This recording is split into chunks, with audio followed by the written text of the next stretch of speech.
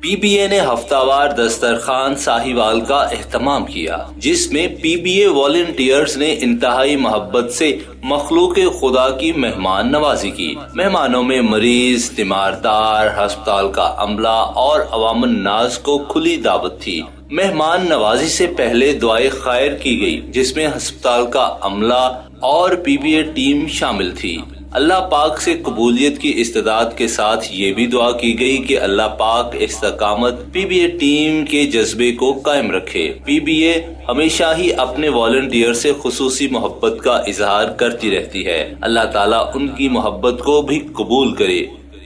یہ بات chairman P be a doctor یونس امین شیخ نے نمائندہ INA نیوز سے خصوصی بات چیت کے دوران کہی۔ کیمرہ مین کاشف کے ساتھ محمد آصف، INA نیوز، پاکستان۔